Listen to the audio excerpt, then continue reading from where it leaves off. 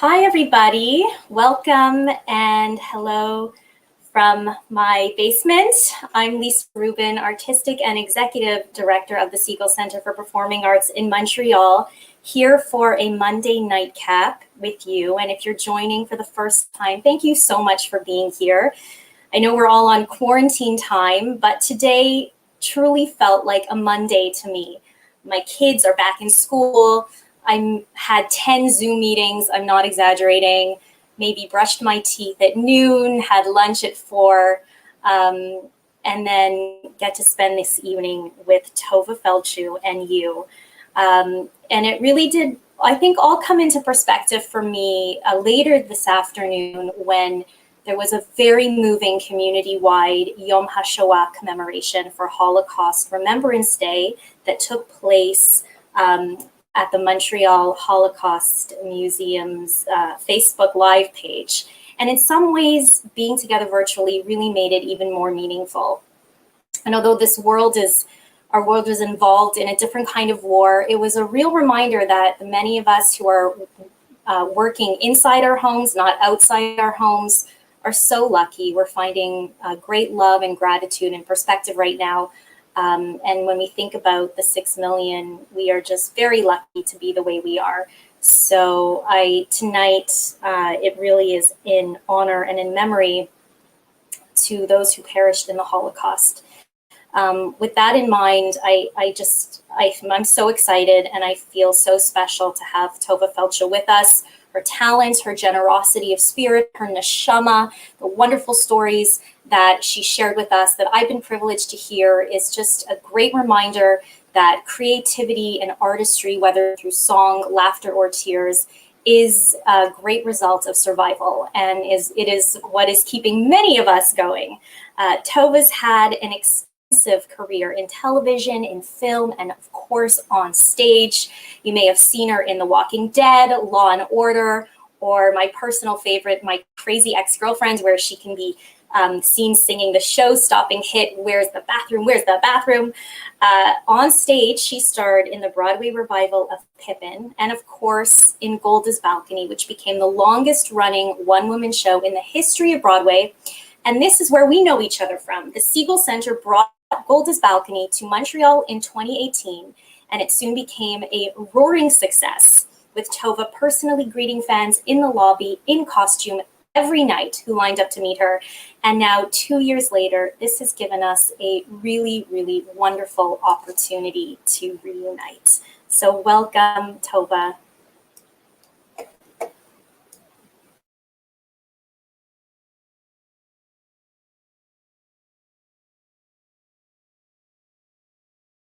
I was negotiating with the British High Commissioner until at last he gave me a letter. And I went with that letter to Cyprus. And there the commandant was to let me tour the camps. Huts, tents were thrown together on bare hot sand. There were watchtowers and guards with rifles. And the DPs, the displaced persons in their rags, were pressed up against all the barbed wire to see me. There was a committee for each camp and a committee of the committees. I met with them. In Yiddish, I said to the chairman, Ich bin gekommen zu lieb die Kinder. Wir wissen, wie viel seien doch gestorben.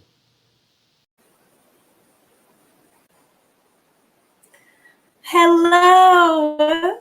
Thank you for being here. I'm thrilled to be here. It's so nice to see you. So nice to see you. Thank you. We just watched a little clip to jog people's memory of your riveting portrait of the first and only Prime Minister of Israel, Golda Meir. You know, every time you see the clips, does it all come rushing back to you? Well, this part has marinated in me for 15 years. I've never played a role on and off for 15 years of my life. And it's a great privilege as an artist because it keeps spiraling and deepening. And as I go on my journey, I'm 15 years closer to her age. She did this play starts for her when she's 80, the year of her death. So it's very exciting. She wasn't the first prime minister. She was the fourth prime minister of Israel, but the only one. The only woman, yes. Excuse me. It's what happens after a long day and when you begin drinking earlier. Tovah, the breaking news of the day is that you caught a baby seal, and how is the poor thing? Well, she should be okay. I called the Quad police. I'm out here in our country home, and then I called the Nature Center and got their voice, which is bad news. And then I called a rescue center and got their voicemail. But I spoke with people and went back to the beach and spoke with people on the beach. And apparently the baby seal was hopefully sandbathing. And the water was so rough. So I couldn't physically pick up between the COVID pandemic. I had no right to pick up an animal that I had no knowledge about, not to mention the fact that it could be rabbit itself. I doubt so. But that baby seal was definitely the runner that I spoke with, who often runs that beach. That it probably didn't wash up. It probably got itself out of the water. The water was so rough. I don't know. And when the police came, it was a woman, so she didn't put it back in. So I think it's. And this was, of course, all while social distancing. I mean, where the beaches must be empty where you are. The beaches are empty, but the trouble is, so was the rescue center office. There are no offices that are open. There are no offices, so that was difficult to swallow. But of course, I understood it. God knows when we'll have theater again. And now I understand. Of course, California has canceled all sports events till 2021, which I think is unfortunate. Yeah, here in Montreal, they've done that till August 31st. But of course, we're all in this period of uncertainty together. It's, to be honest with you, I got an antibody test on Saturday, and it came back positive. So I have had COVID, and I'm done with it. But the question is, I have a very mild case. The question is, now that I have antibodies, and we need 60% of the human population to join the antibody herd, what do the antibodies signify? We don't even have enough evidence yet. The disease has not been around long enough for us to study whether the antibodies are marker antibodies, saying you've had it, or future antibodies, saying you will never have it again. If this comes, it will. We have the antibodies to fight. How did you know that you had it? What were your symptoms? I didn't know. It was that early. I didn't know. You didn't know. I remember March 6th, I was at 6, this extraordinary Broadway show. March 7th, I was at a family bat mitzvah, which was fine. It was in a huge synagogue where you could be 12 feet away from other people. But they rented a very famous restaurant. We were one on top of another. And I was with a very well-known doctor who said to me, I happened to be sitting at his table, 5 to 10 people tonight will test positive for COVID. He was optimistic, of course.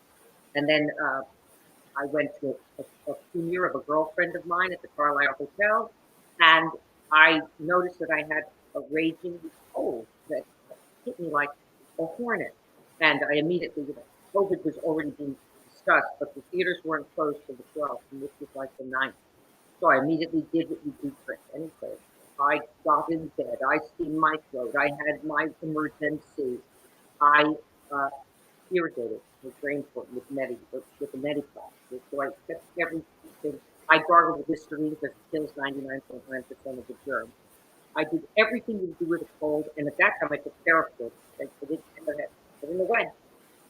But then I noticed that I lost my taste and smell, and this was before the knowledge had come out. It was so early, so I called my brother, Dr. David Feldshuh. Yeah. He's a typical firstborn Jewish son. He's Dr. Dave. He's a medical doctor and a PhD in theater and head of the theater at Cornell University. So I called him. He is now working in the urgent care, helping to save people. And I said, Davey, the funniest thing, I lost my taste and smell. He said, you must have some kind of flu, but we don't know if it's a virus. And 2 days later, he called me and said, look at the New York Times. Wow. Taste and smell is the marker. So I put over this all ended March 19th, because I know Thursday night, March 19th, on the eve of my 43rd wedding anniversary and Andrew's birthday, we got married on his birthday, we moved out to our country home in Quad, because I was feeling better. I got my taste and smell back. And we just camped here and kept sleeping in separate bedrooms, which we did in New York. The minute I got a cold in New York, I moved into our beloved second child's bedroom, Amanda's childhood bedroom, and didn't have enough bathrooms, and I used a separate bath and bedroom. And I think that saved him because my husband never got the virus, my assistants never got the virus, and there must be people who must be carrying natural antibodies to this thing. Mhm. Because Andy's in a high risk group and he is A plus okay. I slowly got my taste and smell back. It was not like, hey, it's Mhm. very slow moving tide. And I felt extraordinarily depleted during the 3 days of illness and the following 8 days of not being able to taste or smell. So I'm, Mhm. whether my other grandmother was British, so I got on my bike every day. I can hear my father saying, if you pee and you poop and you cut a sweat, where can disease land? I got on that darn bike and biked the park. Again, I wore, as a singer, I wore not a mask, but I wore a big scarf around my face. No, and by this time I think I wore a mask. I think that the reason that mask was my husband's an attorney, so he's a very highly paid paramedic. He's very good. He plans for the worst scenario. He can do all permutations. He said, I biked the park, and I remember going up this hill at 110 feet, and I was in the lowest gear. And I said, oh, I'm not having enough. I was so depleted, and I'm an athlete. And I remember this feeling of terrible depletion and having to sleep a great deal and noticing that whenever I slept, I felt better. So I said, okay, you have Yeah. I mean, it's almost a blessing that you caught it before all these horrific stories of the people who weren't so lucky, because maybe there was this natural, willingness to just push through like a normal cold, but you're something. Somehow I was saved with a mild case because I thank God I don't have any compromising other medical issues at all, and I'm very strong and very careful. I take care of myself because I'm older, and I want my mother lived to over 103. I want to live to over 104, and I plan to do that. That's my commitment, and so I'm okay. But I can tell you this: the doctor was great. This guy, Dr. Lipsky, who said, just because you have the antibodies, you have to keep the same protocol you've always had. In other words, always rubber gloves when you leave. I mean, we have a car, so I drive. I'm now in a horizontal environment, which some of Montreal can be. I mean, not all of it. But, wherever there's apartment buildings, like we have on Central Park West, you have more occurrence of the disease. And Right. these frontline workers, they deserve to know their home. Tovah, you want to hear something kind of cool? Is that on March 6th, I was also at Six the Musical. And you didn't catch it, so it wasn't the usher there. But I just checked because I know which night of the week I went. I was with my daughter, and Friday night. It was a Friday night. Yes, because I had to. Because the people that we knew were seeing it later on, and we were going to spend time with them. So that was the night that I could go see it. And that night we came home, and to fall asleep, my daughter requested, like, let's just listen to the music and go to sleep to it. And it was a great night. And I think about my weekend there now with my daughter, right at just before, the theater shut down, and how lucky that I got to spend that weekend there and have that magic of Broadway still very, very close to me right now. Because I mean, how are your friends doing? What's happening with all of the artists that you're close with in the city? How are they doing? As you know, the U.S. government, I don't know if it's any thanks to the person in the White House, but the U.S. government has delayed taxes from April 15th to July 15th. So that's a big piece. So in other words, people don't have to put the chunk of change to the federal government for our yearly taxes. I'm giving money to the Actors Fund. People are applying for unemployment. Andy and I are together 44 years. We're married 43, but as a couple, we've worked 86 years with 2 careers. So we still an attorney and has his Zoom meetings, and I'm still getting my residuals and being paid for one big engagement I have next week at the 92nd Street Live. But in general, all income for myself and all live performers, it's, Yes. it has stopped. I am very fortunate. I have been asked to write a book by Hachette International Publishers. I love my editor, Lauren Marino, and she and my magnificent agents, Albert Lee and Lane Zachary, called and said, "This is your time. Start writing. You know, nothing else. Get this. I'm on the second draft. Get this second draft done." And the book is called Lilyville. And it has to do with actually two different actresses over a generation apart. My mom didn't miss a sheet. So the two different actresses are Lily Kaplan Feldshuh and her daughter, Carrie Sue Feldshuh, in two very different scripts that didn't come together for the 28 years of my life. And just talked about this journey of a distant mother and child eventually approximating over certain, going on the same pages of certain scripts, but it took us many, many decades to get on the same stage. So, Wow. I mean, I listened to you recently talk about what theater gives to you and the transformative aspect of it, because I mean, it's easy to talk about what you've done on TV and what you've done on film, but let's move into what brings us together, and that is your work as a theater performer, and and you know what when we talk about Golda and those experiences, or your Leona show, or what you're working on, and just your ability to perform so many characters, you know, it just, there it is, Tovah's Leona.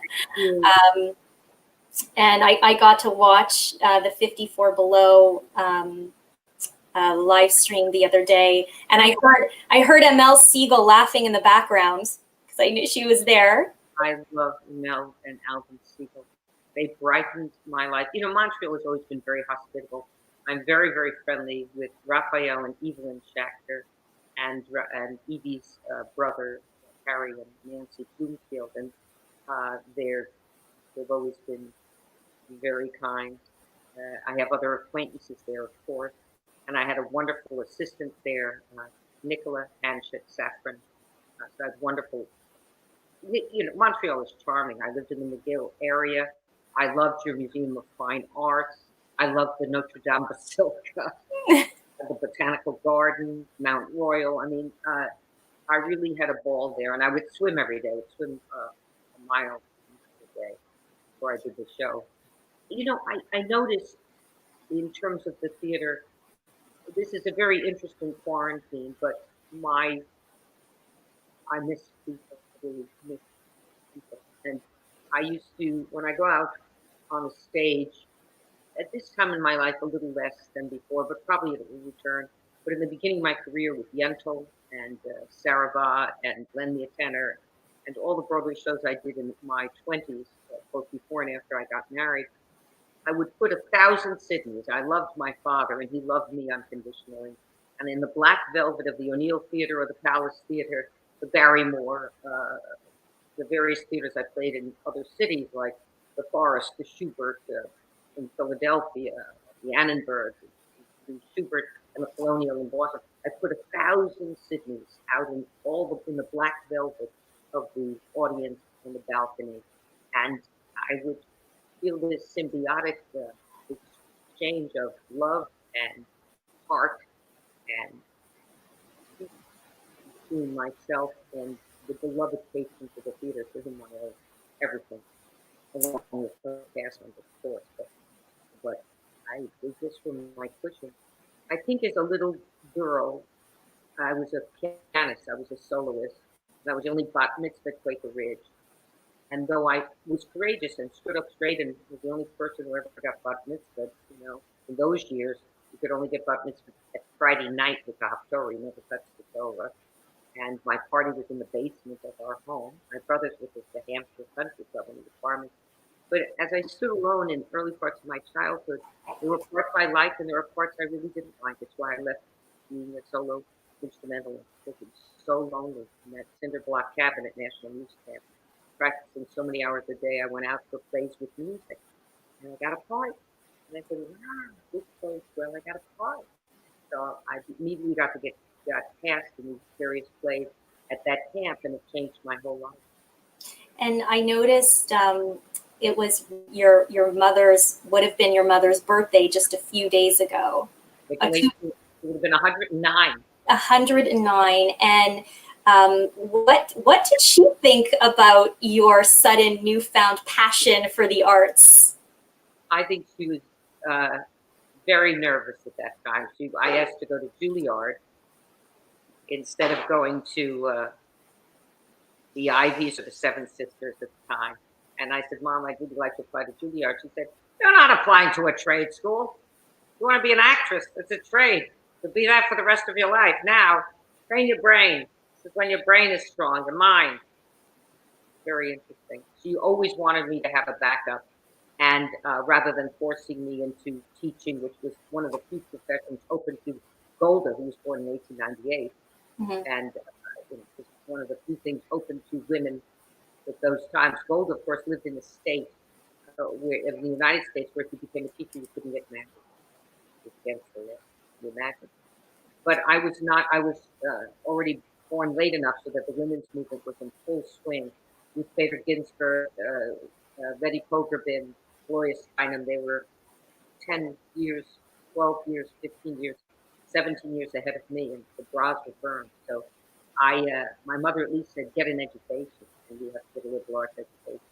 And it served me very well in all the crises. In 9/11, I was able to teach acting immediately and make a living out of it. Then just like now, all shows they weren't canceled. They were canceled for a while, and then they came back at $25 a ticket. And we all ran to all the different Broadway shows.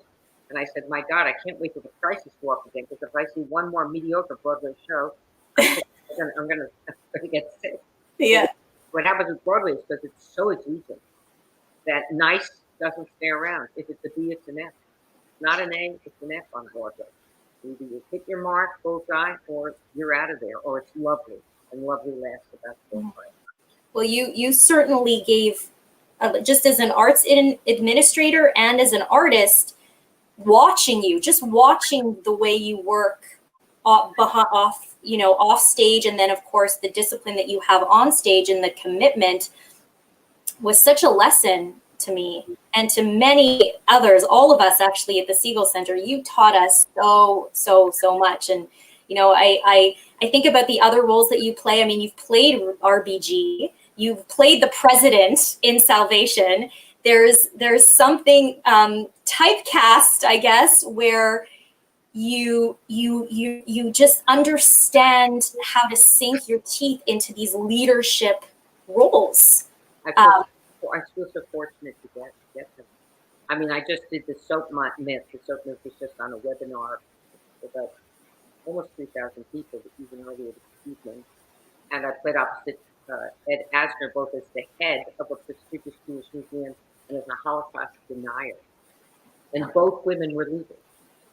Not that we agree with all the points of view of the Holocaust denier, but she was a leader among her society.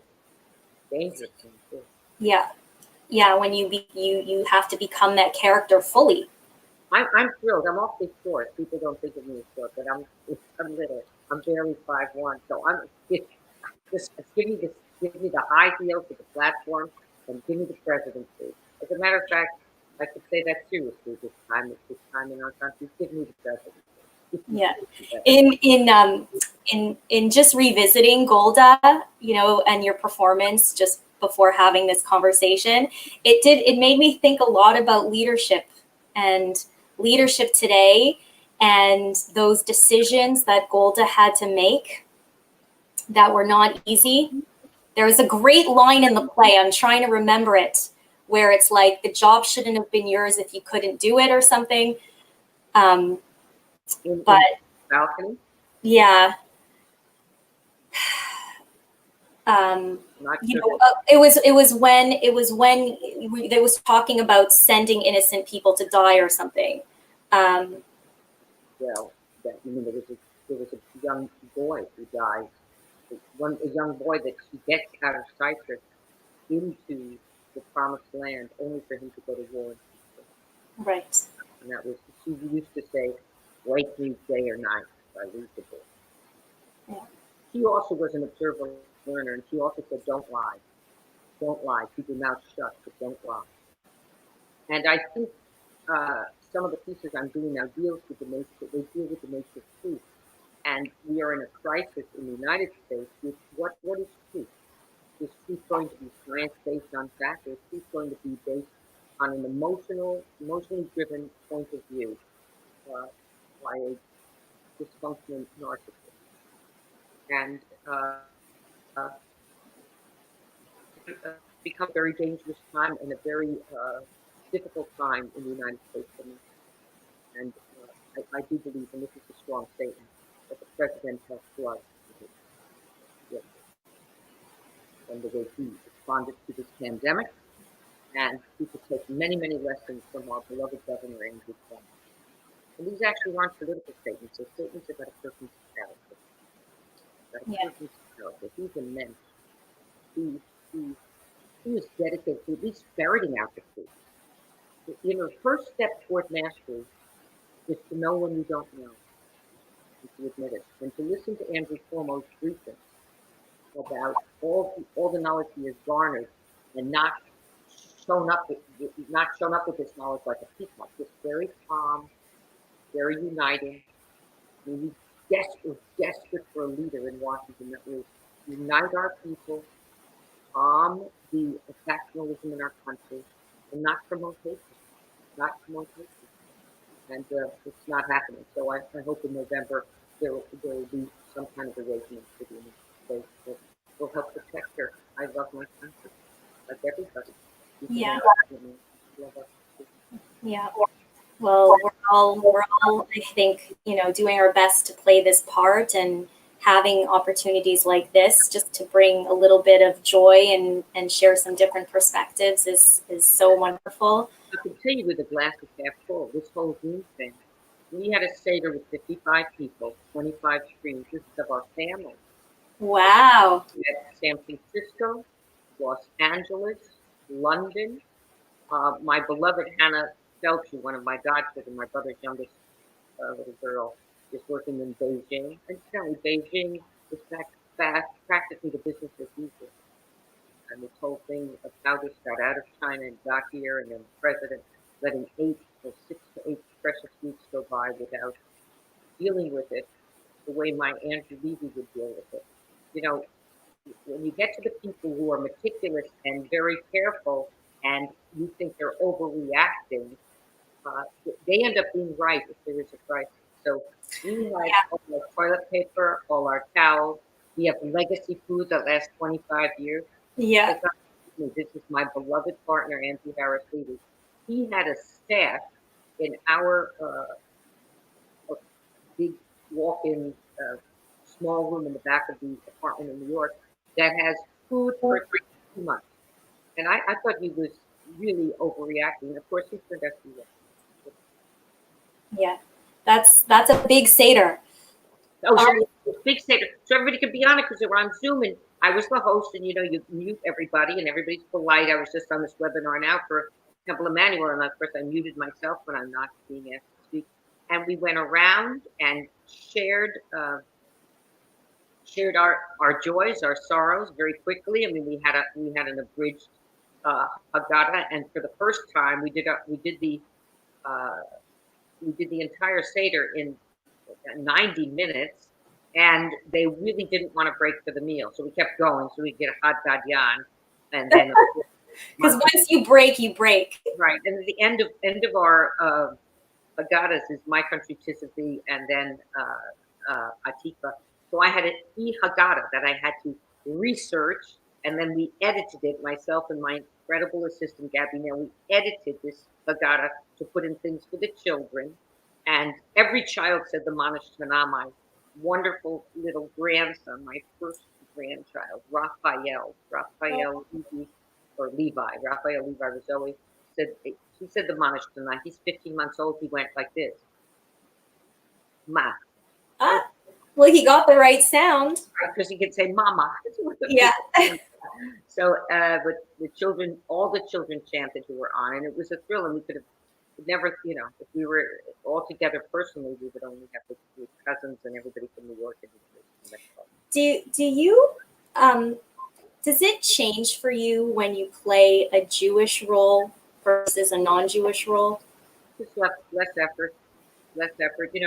When you approach any character, you need to study that character. So I would say less effort until I got to the justice. Because Ruth Bader Ginsburg is, as her mother would want her to do, be independent and be a lady. I mean, this is something she's going to be 87, I think 7 now. So she was born in the 30s, and she's born in the very early 30s. And to be heard at that time, the mother was giving her that double stigma, which was really use your brain, but you have to be in the shape of a lady. Then on the other hand, it's 2020, and I'm doing on camera with you, and I put on a beautiful blouse, and I put on my earrings, I put on my lipstick. I'm not coming in torn jeans and a sweatshirt. And many younger generations actors are dressed much more casually. I'm the mother who says to my beautiful children, Brandon and Amanda, don't even think about coming to a theater where mommy's in a play in June. Forget it. I said, you don't want me to walk into your office in my bike clothes? None of it, they've never allowed me into their office. Right. And I don't want you to walk. This is my place of work. Have respect for my place of work. I think audience members watching now are going to be shocked because they only saw you as Golda. You came right out into the lobby after every show in your costume, full fat suit and prosthetic and the works.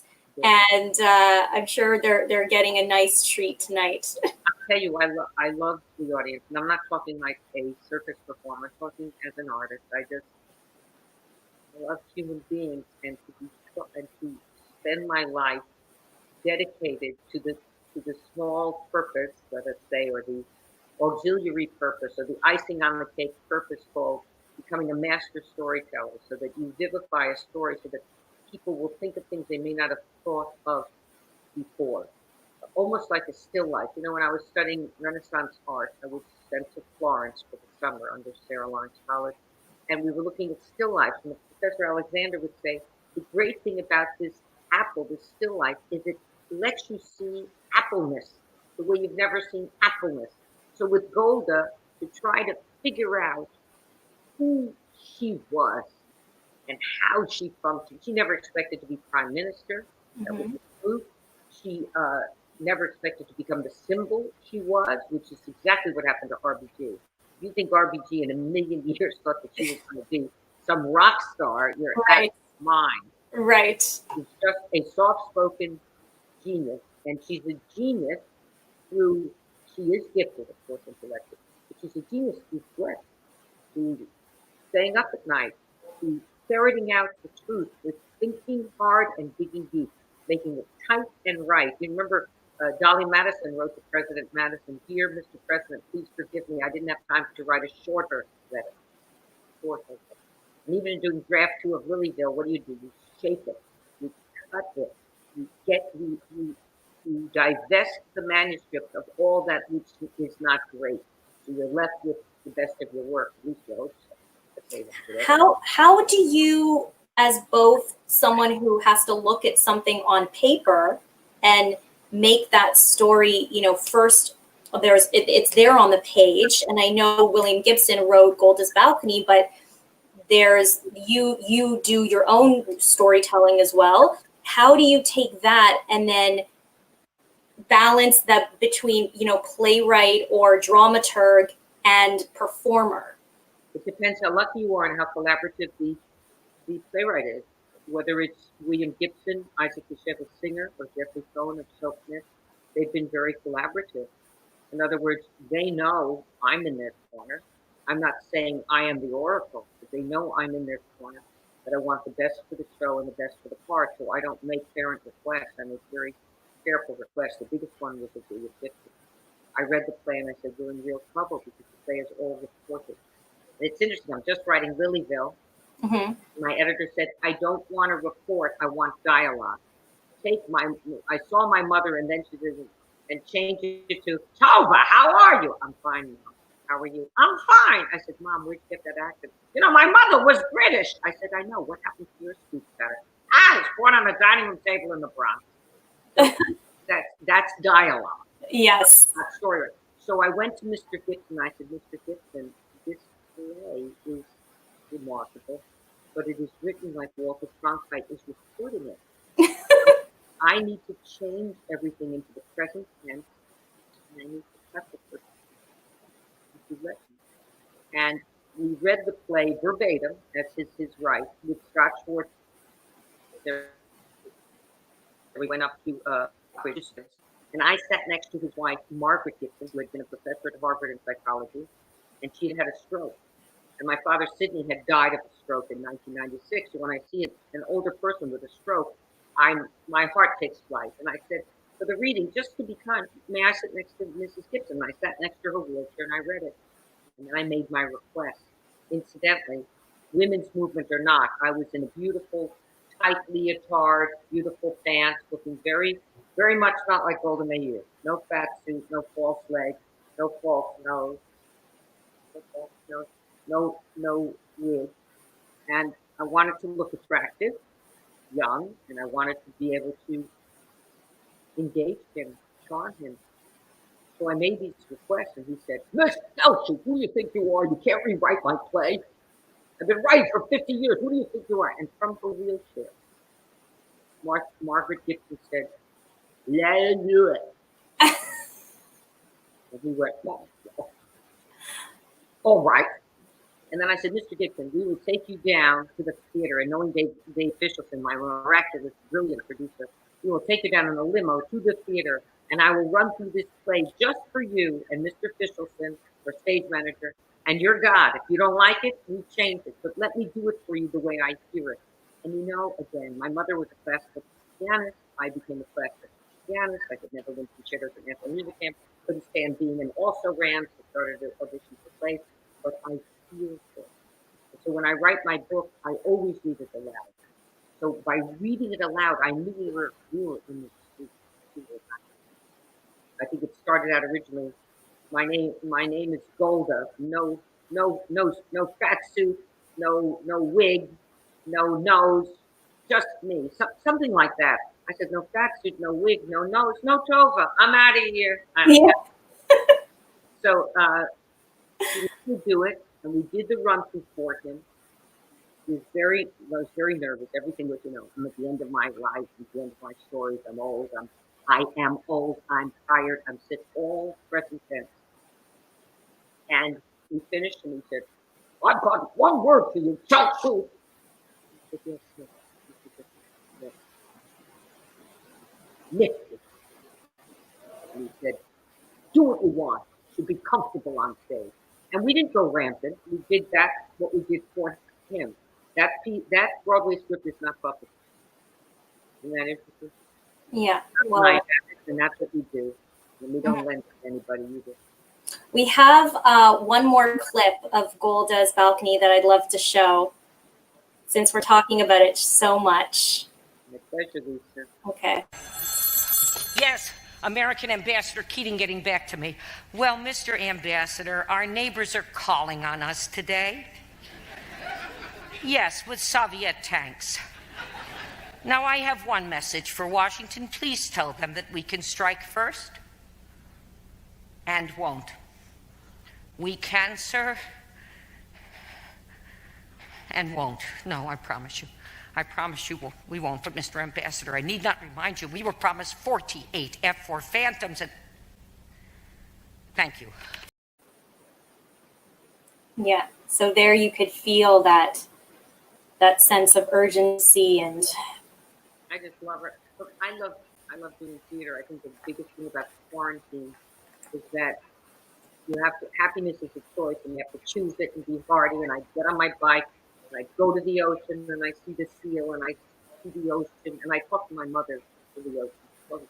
And I go visit my mother in the sea where all life began. Sometimes I even take off my shoes, even in this weather, and at least put my feet and my ankles in the sea. And it's okay, but it ain't what we're used to. And I hope we get well soon because I miss people. I miss people. Yeah. Without Zoom and FaceTime, I don't know where we'd be. I haven't held my grandson in 8 weeks. I haven't held my daughter, my son, my beloved son-in-law, my beloved daughter-in-law, my brother David in his mid-70s in urgent care. I mean, come on, man. And he's just still has himself. Yeah. We don't understand enough yet why certain people die of this thing, and certain people get a mild, visitation, and other people get nothing.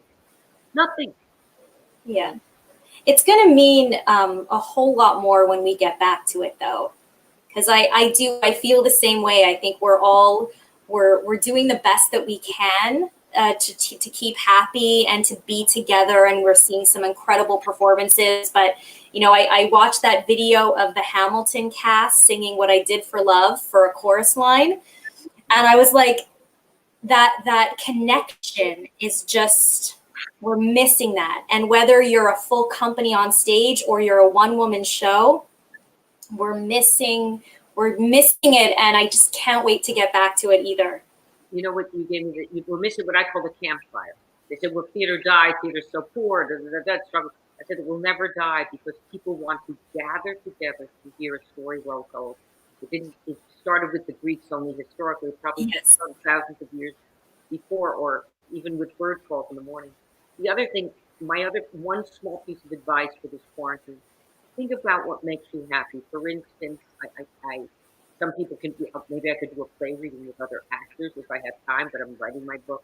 But the sun makes me happy. So when it's sunny, I go out and I start writing outside at 1 o'clock in the afternoon. I don't come back in till 5 or 6. I wear my sun hat, so I wear my block. With COVID, they said that sun was good for you. It knocked out the virus. So I would sit there like this, when I was feeling ill, feeling sick. It was a weird cold. But think what you love. And for instance, today was cloudy. I made a fire. I love making fires in the fireplace, and very proud I can do it. It reminds me of being a brownie. Are you exercising? Yes. I come from a father who said, if you pee and you poop and you cut a sweat every day, where can disease land? So even when I had COVID and probably shouldn't have exercised, I got up and I cut a sweat. I overdressed. I wore my snowshoes. I wore my ski outfit. I got on my bike, my English racer, and I biked around the park. And not very quickly, I know. And then I just noticed that I got up. So I take Pilates by Zoom with Miss Pamela Beckerman twice a week. I have physical therapy with Alicia Reyes because I was a runner and my knees bother me, so I don't have an operation. And my wonderful doctor at special surgery gives me my platelets and then collagen in my kneecap, but that's gone because it's not an emergency. So so I do exercise 3 formal times a week. But tomorrow morning I get up, I get on my bike, I bike 6 miles to the sea. I usually walk, if I have time, 2 miles, certainly a mile, and then I bike back, and that's usually it. And then, of course, like everybody else, I'm doing all the housework here. Yeah. Andy was born in the 40s, so believe me, I'm doing a lot of housework myself, and I'm doing the cooking. And like many people, we're not fancy, but of course, I had somebody cook for me. I hired somebody to cook for me, and I hired somebody to clean for me so I can work on my plays and anything like that, and the Holocaust Museum, and helping with the United Jewish Appeal or whatever I do. And now I just bought a Dyson vacuum cleaner, so I'm busy doing order out of chaos in the middle of writing a novel, and not a novel, a memoir. And it's interesting to do stuff that you were always good at. And my mother was a very good housekeeper and a very good house executive. I haven't done it in many years. I haven't done it since I'm 30 years old, 28. The minute I had a child and we had nannies, there are all these mothers who have to who are trying to keep up with their jobs, even jobs like, let's say, on Wall Street, and they have no babysitter. Well, I don't know. Well, I don't even know, because my kids are old enough that they have a sign on their door that says "Stay out." So I get it. My kids are old enough; they're married, and one of them with my grandson, they were lucky to quarantine with their nanny. They have a brilliant, wonderful nanny, Marcelina, and they're just so lucky because how do you function in your job at all? And both of them, both Joel and Amanda, can do it through their computers and on Zoom and all that without any help for Raphael. But they have no. And I FaceTime with him twice a day, and I play the piano for him. I read him poetry, and we do various things. of course you do, because you are like a machine. You never stop. So it makes sense that in quarantine, you're not going to stop in a different way. What makes me feel better, Lisa? You know, it makes me feel better to give something. I'd love to give my platelets or my whatever it is, serum. If I've got the antibodies, maybe I can help somebody, even though. Yeah, well, I don't know. I think everybody's probably wondering, the secret to your youthfulness, and you're so healthy and so fit and so disciplined. Well, happiness is a choice, and we can't always make it. But I try to make it as much as I can. You know, number our days, for our days are numbered. Also, I'm in stage 3 of my marriage. I'm very lucky. I'm with this person 44 years. So now we're in stage 3, which is preserve and protect. I mean, I watch that man breathe. I watch him. And I feed him vegetables and raw vegetables to try to keep the junk away from him. He's not much of a junk. He became more of a vegetarian. He became a vegetarian, pescatarian. Do you remember Angela's chicken soup that she made you? I know she'll send you the recipe if you just ask. Angela send me the recipe. It was divine. God, it was so good. You guys were so good to me. And also, let's be honest, the Canadians have better manners than we do. They're a gentler, more refined civilization, if I may say. They're just, we're wonderful people, and we're hardy, and if you fall down in the middle of 8th Avenue, you will have a sea of people rushing to rescue you. No car is going to run you over. But the politesse and the gentillesse of Montreal was really noticeable. It taught me a lot. Well, as soon as your memoir is done and we're out of this, we will have you back anytime. I'd love to do Aging is Optional, or if you're interested, the Leona Helmsley piece, which has become very popular. But Leona Helmsley has to resonate with people. But on the other hand, if the piece is good enough, I mean, who knew who Evita was really until she was so. Yeah, tell us about Aging is Optional. Aging is Optional because God, I hope it is. It was written on the heels near my mother's death. It was written around the time of my mother's death. She died, and I just said, I've got to live. Within 6 months of my mother's death, I climbed Mount Kilimanjaro with my son. And then, later I've gone to New Guinea, I've gone to the hill people, Mongolia, Siberia. I've done a lot of exotic traveling because I realized when she went that I had to put my pedal to the metal to accomplish stuff while I could still climb the mountain. So Aging is Optional is about dealing with the parts of your life that make you feel young. I ride my bike not just to cut a sweat. I ride my bike because I feel 9 years old, even though my left knee can hurt.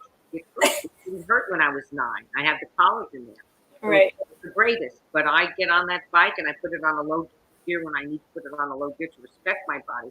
But I go because it feels like I'm 9 when I'm at the beach. How many of us? I was at the beach. I was at Black Rock at floating on Hudson when I was a year old. I mean, I spent time on my aunt Rose and Albert's estate, the T-Town Road in Croton. We'd go to Black Rock with Mom and Daddy. At that time, when you went to the beach, you went with all your aunts and uncles. I had 6 aunts, 6 uncles, and it was really wild. Both parents were one of 4 children. Aging is Optional has to do with quantum time. So it starts out with a story about Pippin, about Barry Weister calling me and saying, "Hey, Tovah, we'd love you to be in Pippin. Would you like to come down to the Music Box Theater and play on a trapeze?" I said, "How did you agree to that?" It was a good decision. I said yes, and you know what I did? I rode my bike. I rode my bike down to the Music Box Theater, and I've never been paid so well to lose so much weight. I weighed about 128 at the time. I was from Golda. I was like 132. I mean, I was really exotic. I weighed about 128, and Fran Weissler came up to me after the audition. They gave me the part right away. They didn't ask me to sing or dance. I was shocked. They just asked me to play on a trapeze, and as I say, an aging is optional. There was one ace up my sleeve. I had a backyard in Scarsdale, which had a swing set, which had 2 swings, a pedal pusher, and I would hang down on that trapeze when I was 3 years old with my snowsuit in the winter and with my brother's brown shorts. I hated getting his hand-me-downs, such dark colors. His brown shorts and his T-shirt in the summer. And when I went up on that trapeze, it was better than being on the bike. I wasn't 9, I was 3. And that's what the piece deals with. I don't mean to get too intellectual. It deals with quantum time. What do we do in life that makes us go back in time, feel that we're back in time? Wow.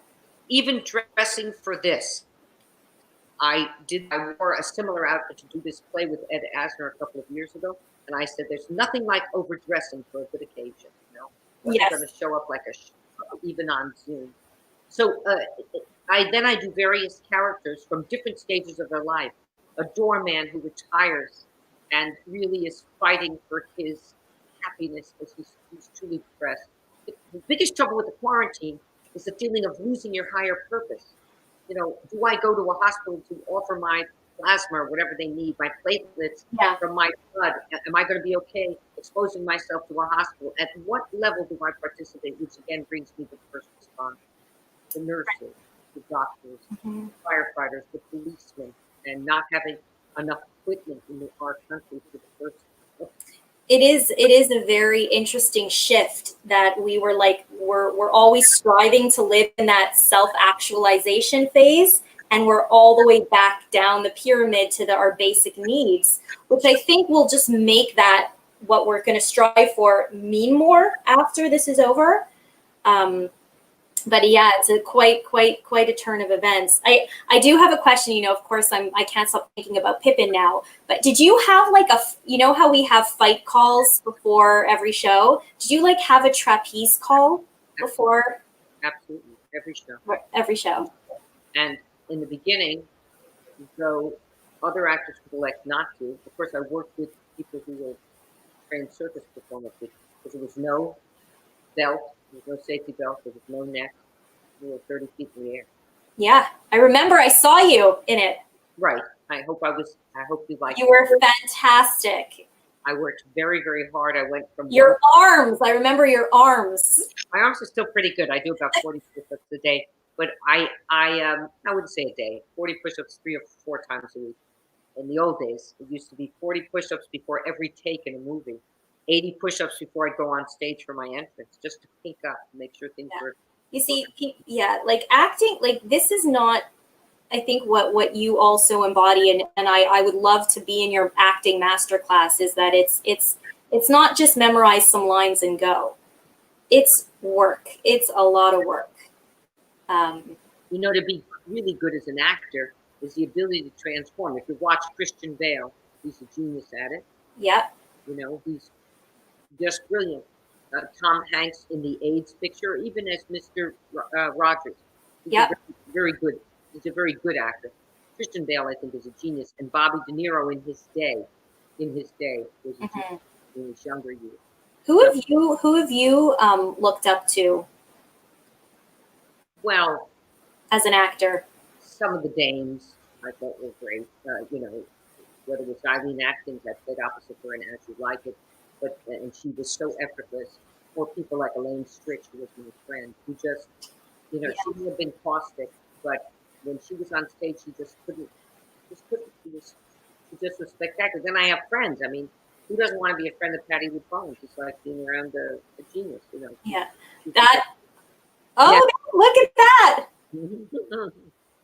I part of that March 6th trip, I also got to see Company. Oh, yeah. Was what? You mean you saw Company with Patty LuPone? Yeah.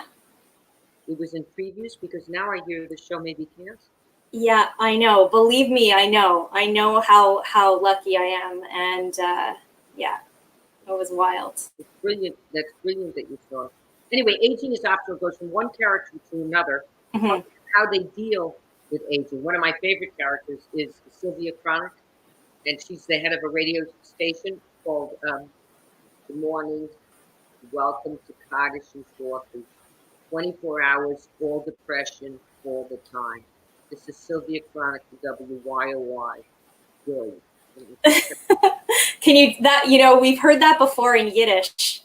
Yeah. Um, yeah.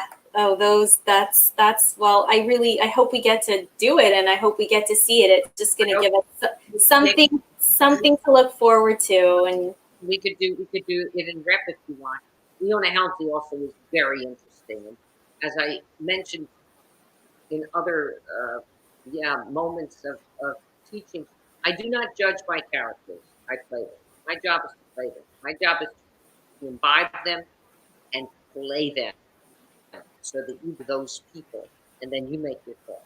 So basically, Leona Helmsley was a genius in one area. She was a balabuska. She could see dirt where nobody else could see dirt. So if she hired help that didn't even speak English as a first language, and she would see dirt, and that person would, she'd say, "There's dirt. Clean it up."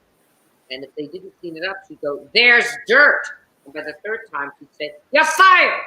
Like that, just like that.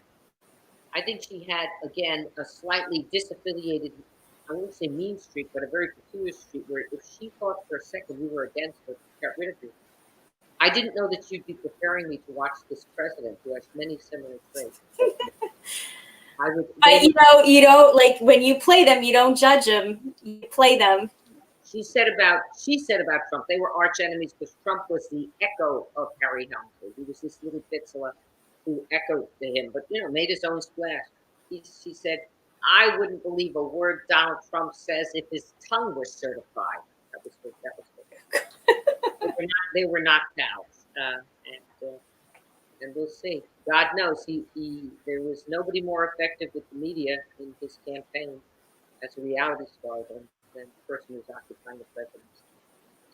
So what else can we talk about? Let's end on. Well, no, I think it's enough. We can talk about Barbara Streisand, and we can talk about what else you're doing. I'm sure everybody loves behind the scenes, but I do think. I have one small. Okay, let's go out with a bang. What better way can we go out than with a Streisand story? I got her being Yentl on Broadway. That was my break. That was my first marquee. And Barbara Streisand wanted to make a movie of that. So number one, she had the rights to the movie, but not the play. So we had the rights to the play. Number two, I believe she might have come to see the play, and if not, she certainly sent people. And number four, later in my career, I would do a movie called Kissing Jessica Stein. Oh, I love that movie. Another good one. No matter what her gender affiliation was going to be, whether she was going to be straight or gay at that time. And I got a call from Barbara Streisand. I still have it on my tape. I'm a Tovah, this is Barbara Streisand. I just saw Kissing Jessica Stein, and I was extremely moved by your performance. I hope you once to please give me a call. So I called her, and How'd she get your number? Barbara Streisand. Barbara Streisand. It's Barbara Streisand. And I called her, and we talked for really quite some time. I listened mostly. She had wonderful stories to tell. And then she lived at the Artsy. That was her first apartment with Elliott Field, the penthouse. And I got a call, and I've spoken to her 3 or 4 times, not that often. But I got a call from her saying, "Tovah, I'm moving out of the Artsy. You want some of my junk?" I said, "Barbara, don't move. The moving van is arriving." I live across the street. I live right across the street. But how many people can say, "I said, Barbara"? Yeah, right. Just that, So I went to her apartment, and I now have some of her crystal. I have her menorah, her things for potted plants. I have her sneakers. I said, if I can take these Donna Karan sneakers and wear them, will I sing better? I forgot what other things, but basically whatever I wanted, she gave me. Mhm. And then I had some pictures of her framed, and she wrote beautiful things to me. She wrote, "Dearest Tova, you were so great as Yentl. I'm only sorry that Yentl didn't sing on Broadway. You would have been wonderful." You know, it's very generous. I think people come from love or they come from fear. She has been always wonderful to me, and I'm sure wonderful to many, many people. And she was a real pioneer in Hollywood because she wasn't a shiksa goddess. She wasn't the American beauty rose according to American white Anglo-Saxon Protestant standards. She was a Jewish genius with Semitic looks that she made. She turned into the chicest, most elegant, irresistible, gorgeous, and look at her leading men. Mhm. And she was directing, long before female directors became a thing. She was very, very talented. Yeah. Yeah. I just love her. She's an artist of courage. That Midler is an artist of courage, and these are very Mhm. women. So God bless them. Long may they fly. Well, she wouldn't have picked up the phone if she didn't mean it. That, I'm sure, is true. Right? You came to see Pippin. She came to see Pippin, and she asked for me to come visit her. So I came to visit her between acts in Irving Berlin's office. Because what happens when you're a big, big star, as the lights go down, they seat you. And then before the lights come up, just before the lights come up, the usher comes and gets you, and you exit before the lights come up with the audience. And so she was up in Irving Berlin's office, and we opened one of his drawers, and it was a speakeasy drawer. It looked like just a bank, it looked like a safe. But you open the safe, and there was no lock on it, and of course it was where all the liquor was kept in its bag. And she was marvelous. She was shy to come backstage after the show, and I said, "You have to come backstage. Go buy this." I said, "Don't give me go buy this. You're Barbara Streisand. You have to come backstage." Yeah. And if you like it, you don't have to lie. But if you like it, please tell the artist. It means everything to them. Mhm. I said, it's like it or not, you're a legend. Like it or not, though, when the year I spent in New York, Elie Wiesel came to see our performance. And I'll never forget it. I bawled my eyes out when meeting him, but especially on Yom Hashoah today, just thinking about that is giving me chills. But yeah, these when you meet people, it stays with you. So that's really great that you push for that for everybody. Thank Well, thank you for sharing this story and all your stories and spending this hour with me. It's just, like talking about just quarantine and what's happening and theater. It's been a light today, and I'm sure for everyone else as This well. is the time, when I coached soccer for 5 years for my littlest child, my daughter, and I remember telling the children after they made a goal, stay humble, stay vigilant. You just had a victory. You could lose it in a minute. It's the same thing with this pandemic.